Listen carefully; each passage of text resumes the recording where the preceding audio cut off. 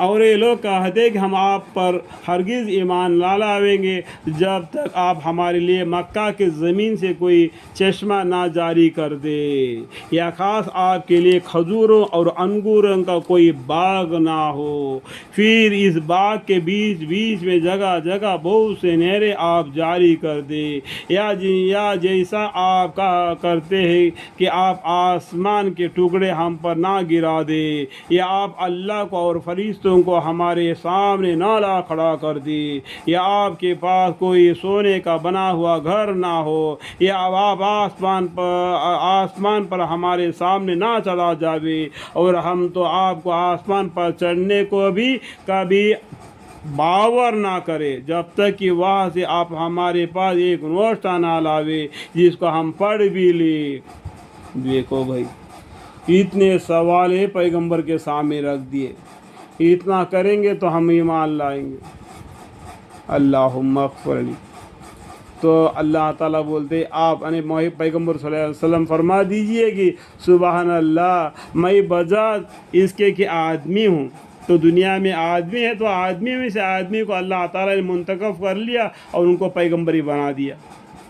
اس کا مطلب یہ نہیں کہ تم اتنے سوالے کرو اور میں اس کو پورا کروں، یہ تو انسان سے نہیں ہو سکتا، وہ اللہ کی مرضی ہے، ٹھیک ہے۔ تو آپ فرما دیجئے کہ سبحان اللہ، میں بجائے اس کے کہ آدمی ہوں مگر پیغمبر ہوں، اور کیا ہوں کہ ان فرمائشوں کو پورا کرنا میری قدرت میں ہو، اور جس وقت ان لوگوں کے پاس ہدایت پہنچ چکی اس وقت ان کو ایمان لانے سے بدل اس کی اور کوئی قابل التفات بات منع نہیں ہوئی کہ انہوں نے کہا کیا اللہ تعالیٰ نے بشر کو یعنی انسان کو رسول بنا کر بھیجا ہے؟ تو اس طریقے سے الٹا اور بھی جواب مانگا۔ اس سے پہلے بھی جتنے سوالے کیے، یہاں پر بھی بولتے ہیں کہ بشر کو رسول بنا کر بھیجا ہے۔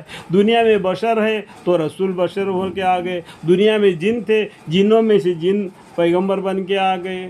تو اگر فرشتے ہوتے تو فرشتوں کو اللہ تعالیٰ پیغمبر بنا دیتے۔ تو اس بات کو سمجھنا چاہیے، اگر فرشتے آ جائے تو قصہ ختم ہو جاتا۔ اگر دنیا میں فرشتے آ جاتے تو قصہ ختم ہو جاتا۔ سمجھ میں آئے بات؟ یہ سمجھنے کی بات ہے۔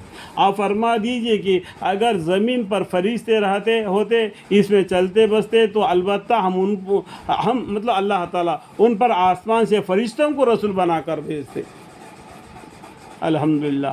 آپ آخر بات کہہ دیجئے کہ اللہ تعالیٰ میرے اور تمہارے درمیان کافی گواہ ہے، کیونکہ وہ اپنے بندوں کو خوب جانتا ہے، خوب دیکھتا ہے۔ اللہ تعالیٰ اپنے ہاتھوں سے پتلے کو بنا کے اس میں جان ڈال دیا، اور ان کے نسل سے اولاد کو بنا دیا۔ ماں کے پیٹ میں جو نطفہ گرتا ہے اس کو کس طریقے سے تبدیلی کر کے ایک بچہ بنا دیتا ہے، عورت یا مرد کر کے باہر آنے کا راستہ اس کو آسان کر دیتا ہے۔ تو اللہ تعالیٰ اتنا کرنے والا اللہ تعالیٰ اس بندے کو جانتا نہیں؟ ان ربهم بهم یومئذ لخبیر۔ آپ آخر بات کہہ دیجیے کہ اللہ تعالیٰ میرے اور تمہارے درمیان کافی گواہ ہے، کیونکہ وہ اپنے بندوں کو خوب جانتا ہے، خوب دیکھتا ہے۔ اللہم اغفر لی۔